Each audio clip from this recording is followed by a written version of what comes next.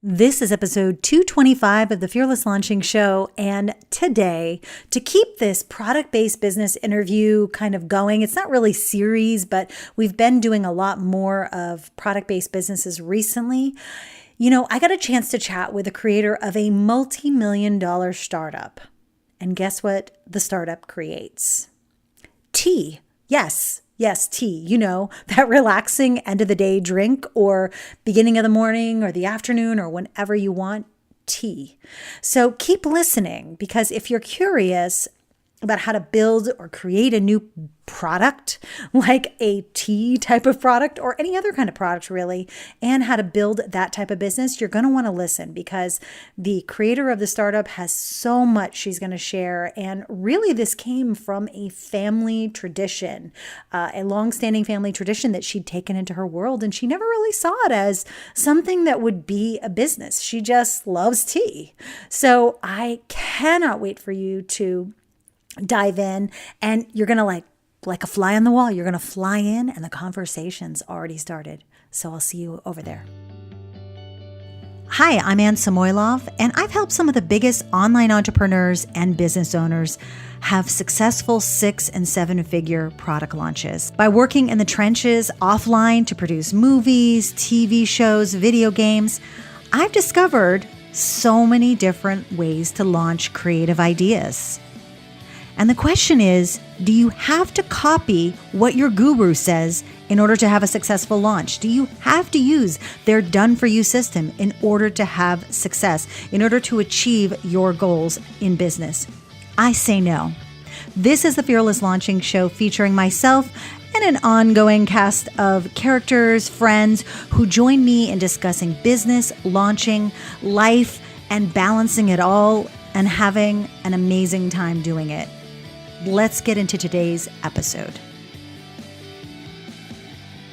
I am an LA born and raised gal. I actually grew up in Hancock Park and moved to the West Side.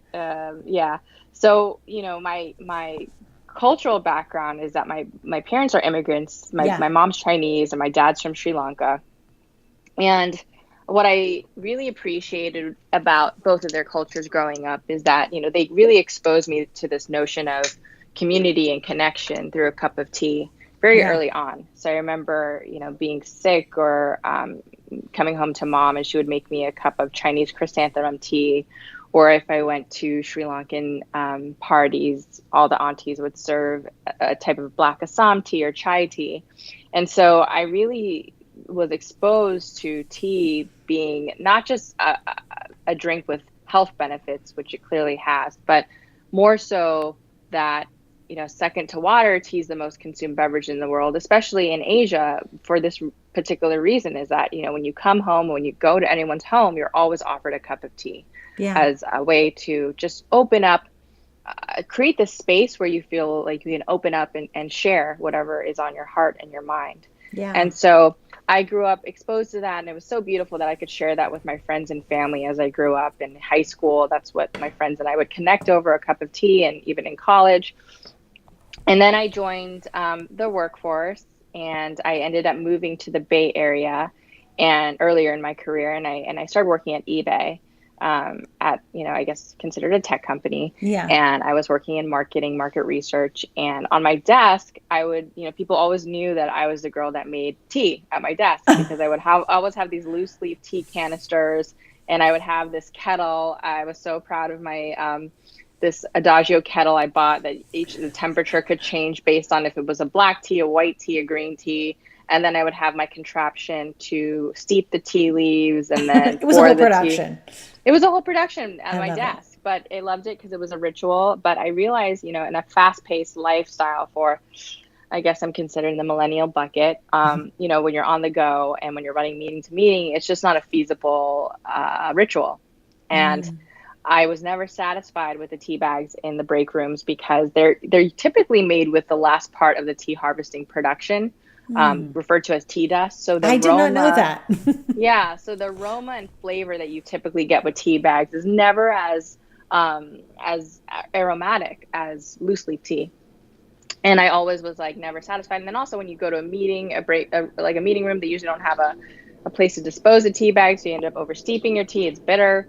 So all of these, different, even they're small frustrations, but they add up. And so that kind of inspired me to think about tea differently. And I slowly started just on eBay and on Amazon buying all of these different loose leaf tea blends and experimenting in my apartment kitchen, just like trying to, figure out the base of um, and the properties of different tea leaves. And that one thing led to another. And I did that over a year and a half, just on my weekends and weeknights. And eventually I ended up creating this notion of a tea drop. And a tea drop is just a compressed tea in a whimsical shape, like a heart star flower. I know. I And love it those. contains finely ground tea, spices, and originally mine were lightly sweetened with organic cane sugar, all compressed together in a fun shape. So I kind of call it like a bath bomb, but it's tea. Yeah. And you just add it in hot water and you watch it magically dissolve to the bottom of your cup. You keep the true loose leaf tea properties that dissolve to the bottom of your cup. And, it's all encompassing, it's fun. And I would just make it for myself. My first one I ever made was a cardamom spice because I love chai. So it had cardamom, it had raw ginger, How did you nutmeg, form that? I'm sorry, cinnamon. like I'm like thinking about how did you actually make, like did you like Well, I make, remember, you know? my friend Morgan, who was such a sweetheart, came over once with me, and she has like more of a scientific background. She's like, Sasha, you gotta look at this like a scientific method. And she would go through, like the scientific method you learn in seventh grade, which is like, you first have a set of assumptions, and then you try Yeah. different ingredient, you add different ingredients, you test those assumptions, and then you iterate on that. So we really treated it like that. Like I remember I have notebooks where I would record exactly the ingredient proportions I would put in to make the drop. And I would do this. And after you do that over a course of a year and a half, you're probably experimenting over 100 or 150 times. And so that led me to that first drop. And that was just more for my own personal consumption, because I didn't think of this as a business. It was more of my own pain point. And Yeah. so I started sharing it with my friends at work and my colleagues, and people were like, "This is pretty genius. That you don't need anything else," and they really enjoyed it. And so I started, selling it at different fairs, like outdoor. Like my friend invited me to a block party where I had a little stand, and more artisanal farmers markets type of venues. And I realized that, I was hitting on something that people really understood, whether they purchased it or not. They were like, "Oh, I don't need to steep it anymore," or "It's bagless. It's more eco-friendly." Yeah. And so that's when I was like, I should do something with this. And I didn't have the money to necessarily hire an attorney to patent the idea. So I remember I consulted with the Small Business Association. There was this older gentleman. I think he must have been in his 70s at the time, but he was a past attorney. And I told him, I don't have money to write a patent, but I have this idea. And he's like, "Well, why don't you just write your own patent and I'll look it over?" And I had never written a Oh patent my before. gosh. So I was like Googling how to write a patent and looking at previous patents in the USPTO of like how to format it. And I spent, a couple weekends writing my patent for a utility patent for the process of how to make tea drops. And I had him look it over. And he's like, "Well, at least you can file a provisional patent with this. And then a year later, when you can afford, an attorney, then you can formalize this and add in." So that's what I first did. That was my first step. And Wow. then and then I started thinking about the type of packaging and experience I would want around tea drops. And that's when I really thought about, my cultural heritage, especially on my dad's side. And I soon learned later, actually recently, my dad was born on a tea estate in Sri Lanka. And, I have pretty deep roots in that, in the tea world. Yeah. And I always remember my dad used to actually work for a British shipping company before he immigrated to the US. And he would always tell me about these beautiful tea chests, these wooden tea chests that carried the tea from Sri Lanka on ships over to Europe. And I always just thought, I always would see them, and they kind of have this historic value. They're so beautiful. And so I wanted to create a packaging that paid homage to these beautiful tea chests, but modernize it a bit. And so that's how I first designed this idea of a sliding wood box that the tea drops would be contained in. And that's still today one of our best sellers, that type of packaging.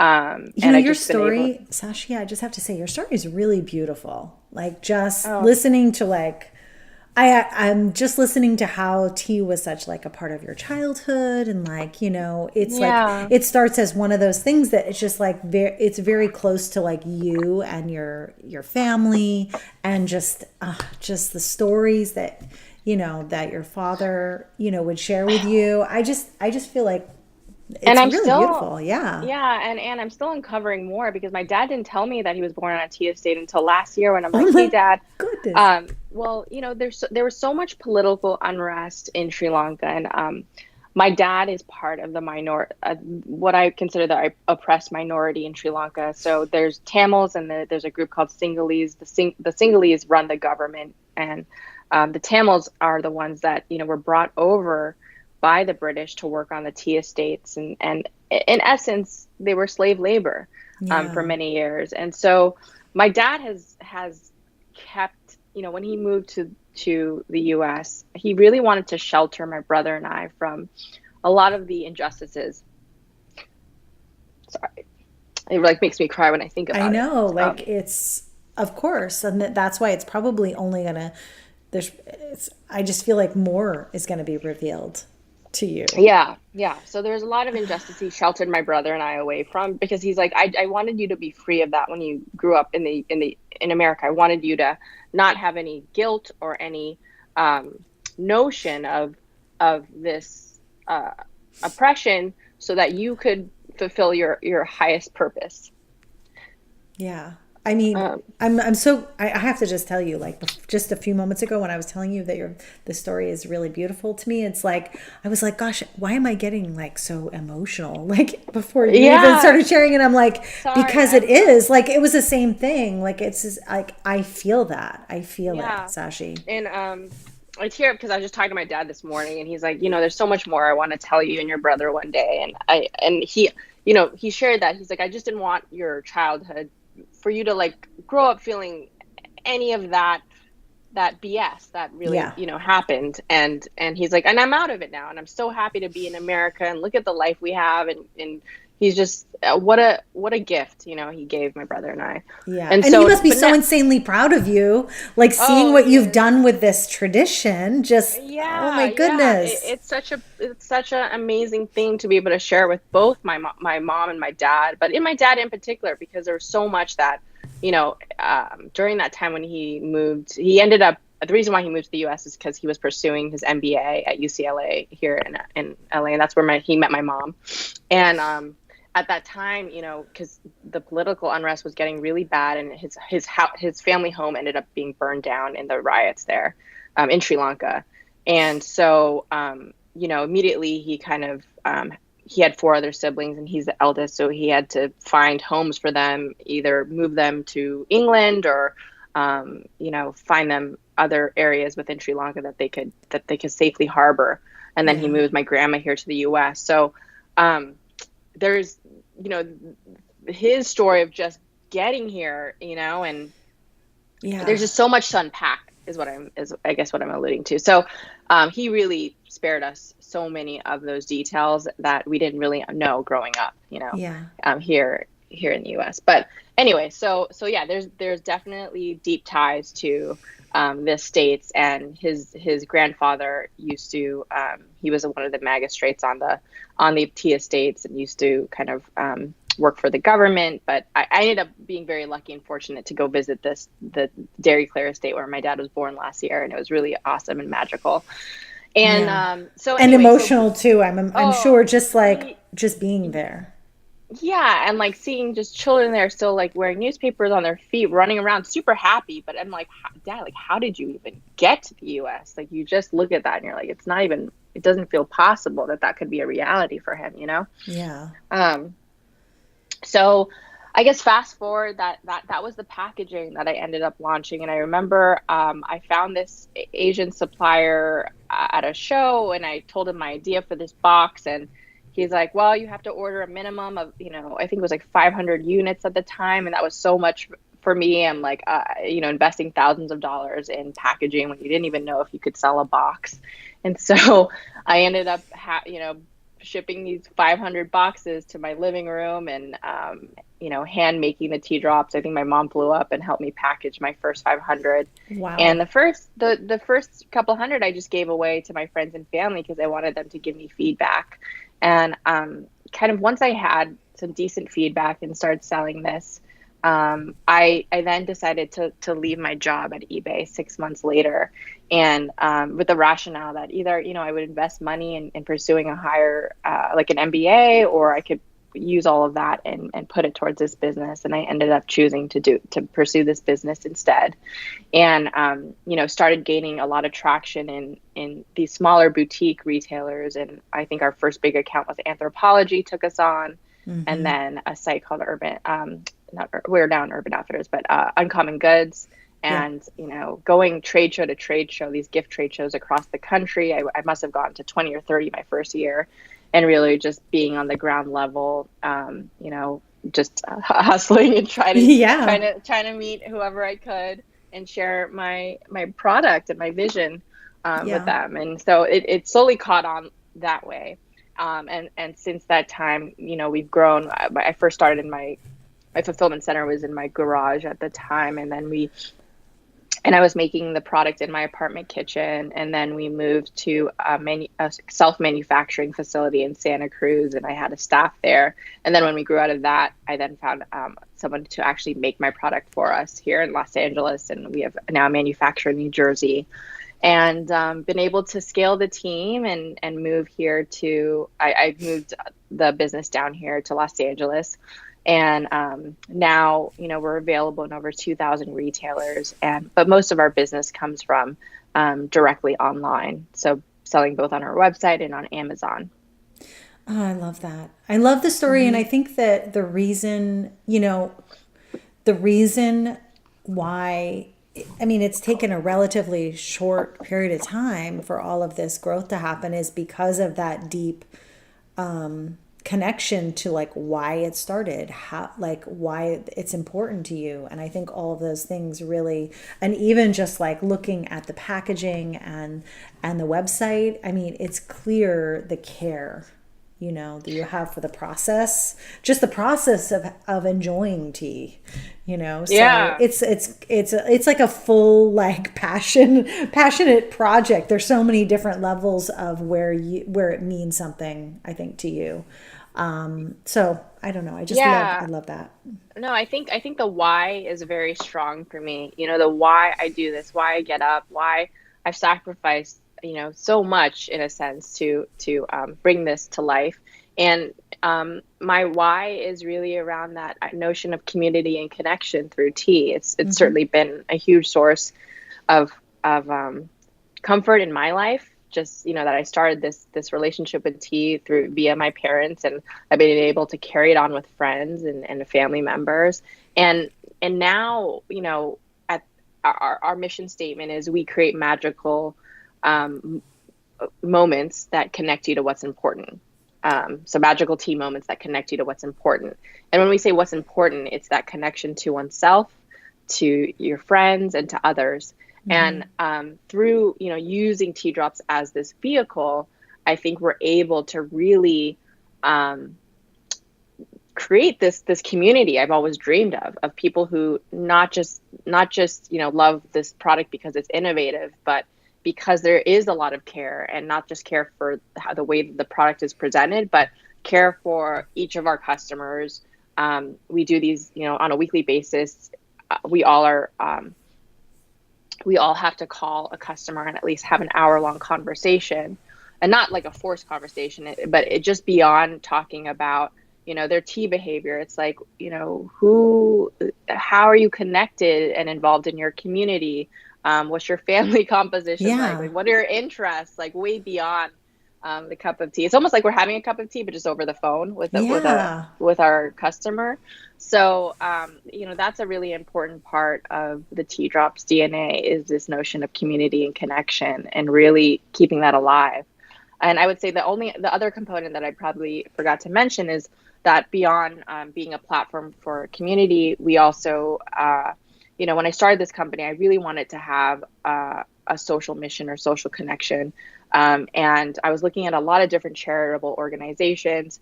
And as I started just being more aware of the water crisis, and that still, millions of people and children do not have access to clean water, that it's not just an issue that's related to hygiene, sanitation, or education, but without clean water, you can't have access to life simple pleasures like a cup of tea.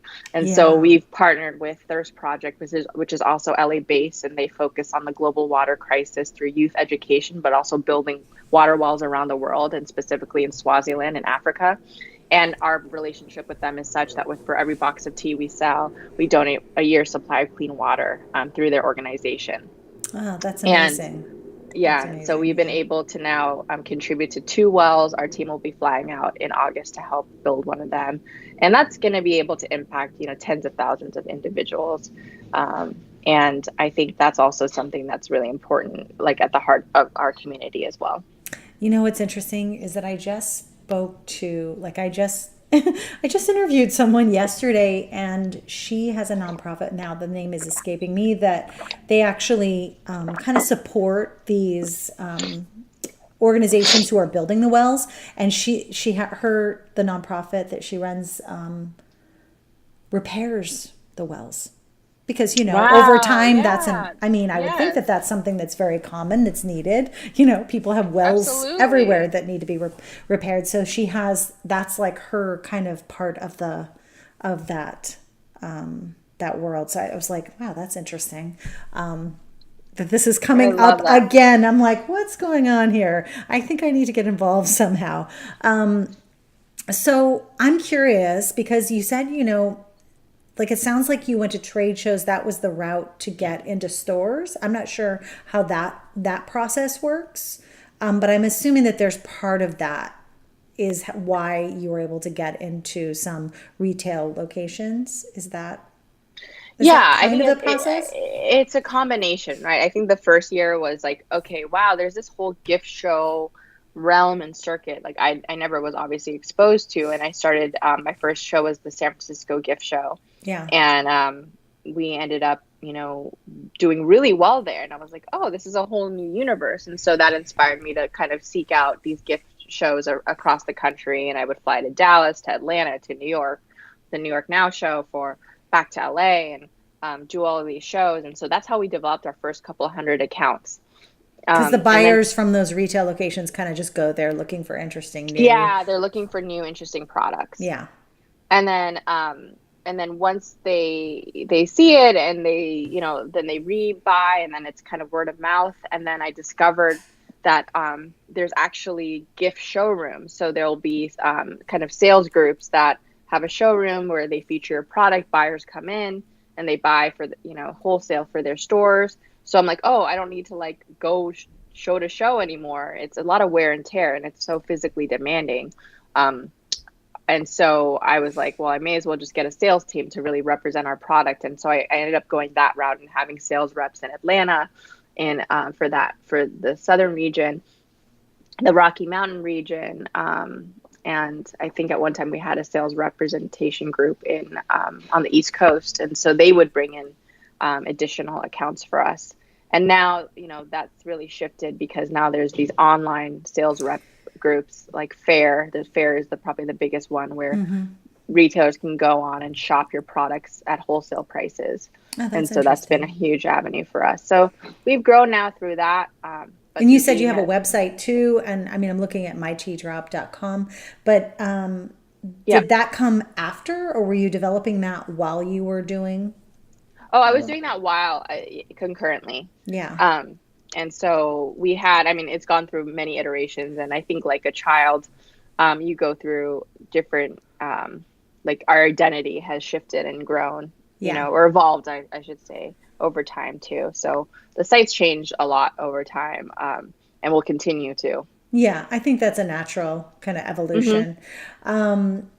Would you say that did you have any kind of launch moment where you're like, okay, we're out there now. We're live. This is happening. Or was it kind of it kind of maybe feels like maybe there was that moment, but it's been more of like a spreading thing that you've It just has like been, yeah. slowly, you know? It's so funny because people say like, "How long have you been around?" And I'm like, "Well, I guess like it's hard to say like I officially have our corporation documents at say the end of 2015, but I was working on this while I was still working a full-time job since maybe 2013.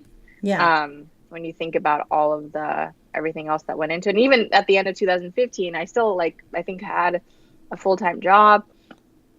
Yeah. And I was, so no, there was no official launch date. It was very iterative. It was like, Yeah. let's try this, let's try these shows. Okay, we're still, we're gaining traction. I'm making enough to like hire an intern to help with fulfillment. And then let's try, selling online. Let's try collaborating with, another brand on like a tea and book package. And it was very much the beginning years were just very experimental because you don't really know where You what your don't. key channels are. You're Right. just you're figuring out your own identity. You're figuring out what channels work. You're figuring out the formulation and scaling, like making your recipe at scale. There's so much that that has your attention tied up. And I'm a solo founder, so I didn't have a co-founder to like share some of these responsibilities with.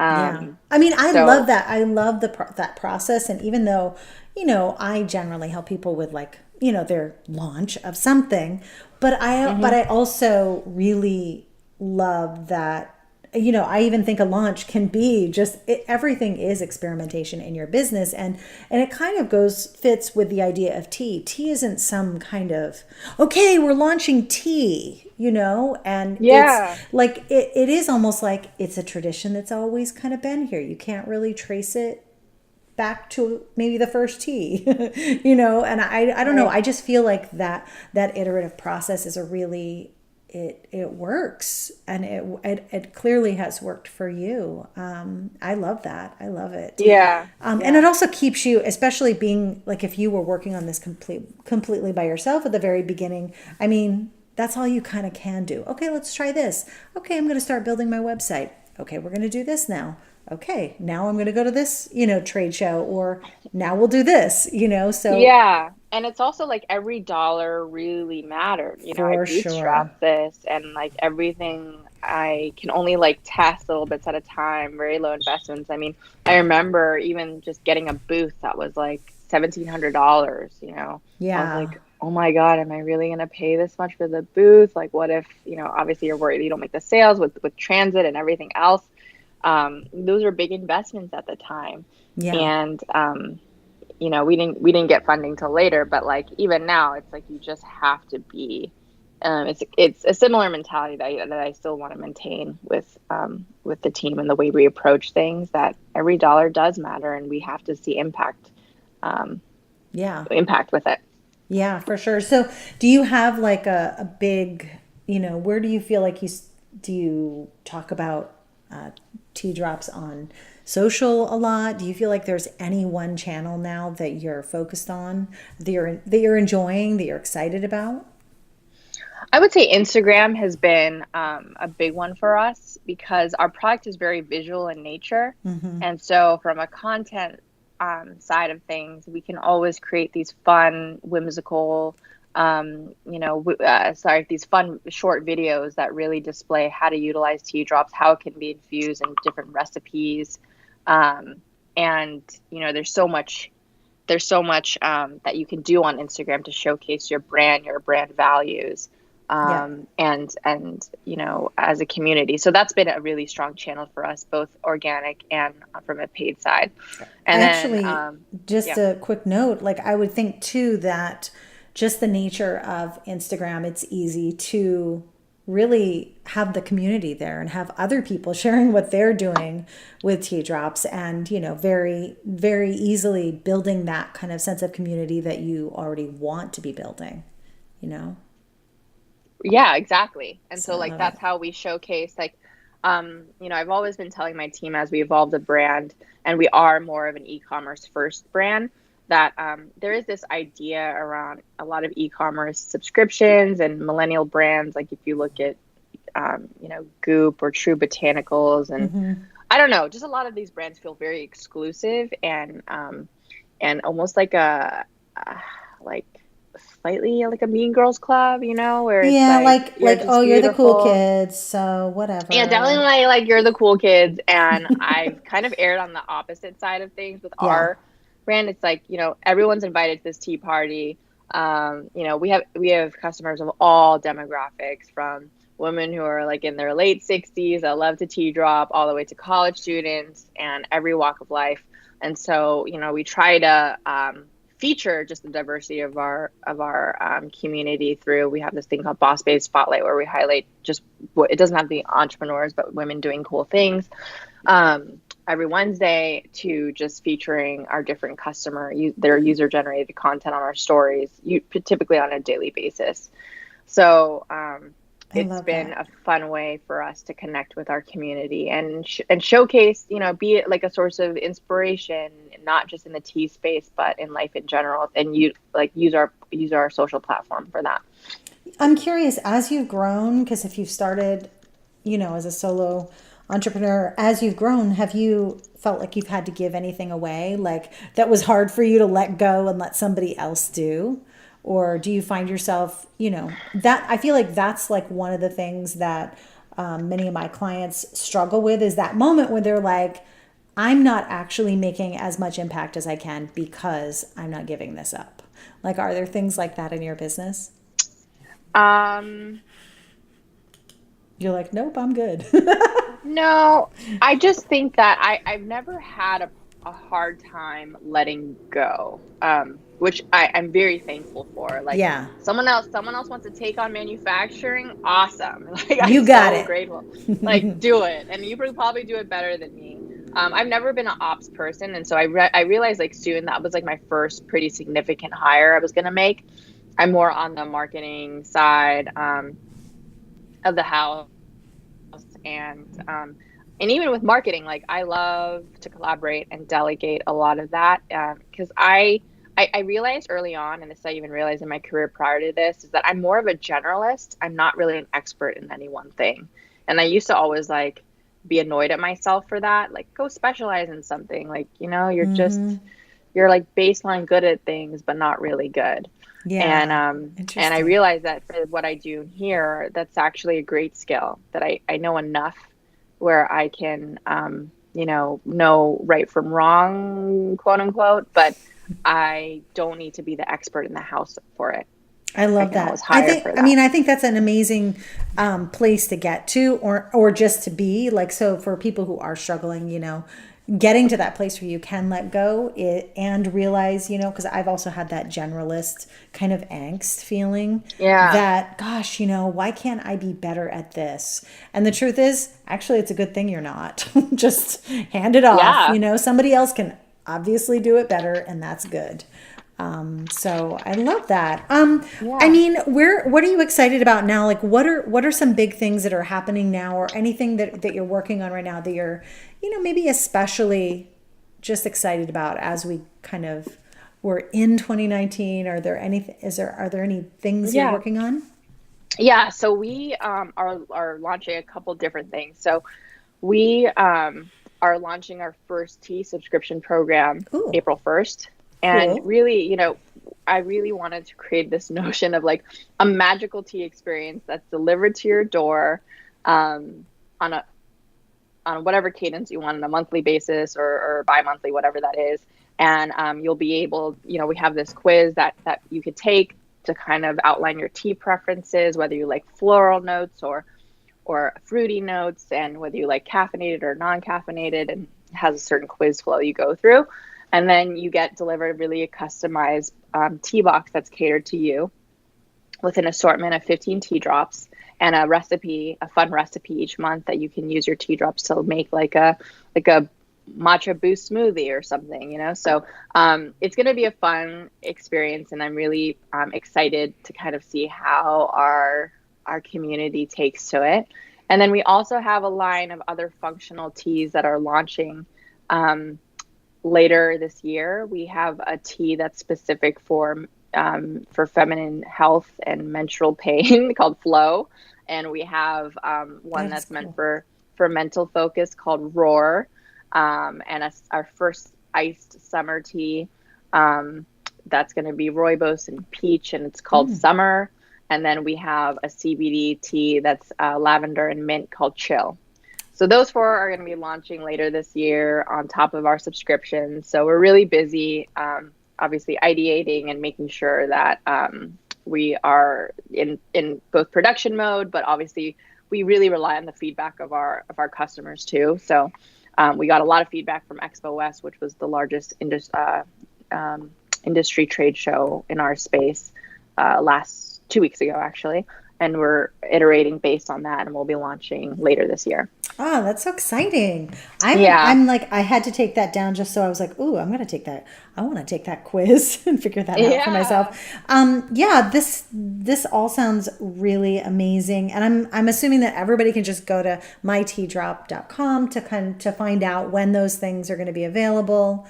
And follow you on Instagram. I mean, I think it's... Yeah, you can follow us. And, I would say, those are the immediate launches with Tea Drops, but we are always just evolving to deliver super unique tea experiences that, again, connect you to what's important. So, our job isn't done until we reach as many people as possible. And I really think we have a shot to, be that tea brand for the millennial generation. And I think no one really has in the online space is speaking to consumers in that way, making tea fun and approachable. Because I think for so long, especially look at British tea culture and et cetera, it's so high, it's very highbrow, it's very much like an elite experience or ritual. And I think we just want to make it fun, approachable, accessible to everyone.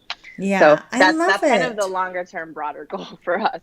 No, I think it's great, that just 2 days ago, I was speaking to my friend who has recently given up coffee, and she is always talking to me about her tea. I might just need to just send her something to support that whole getting rid of the coffee for her. I mean, she goes in spurts, so sometimes she'll be back on the coffee, but she really, she actually tells me about her tea and tells me what she's drinking. Wow, love that. Likes to share that. Yeah. So I think that's interesting, right? Yeah. Oh my goodness. Well, I loved chatting with you today, Sashee, and the fact that we're probably over the hill from each other is great. Yeah, we should definitely connect. Yes. And send me, and if you want to send me your address after, or just email it to me, and we'll send you some of our different tea assortment. We'd love for you to try it. Oh my goodness. Yes, I will totally try that.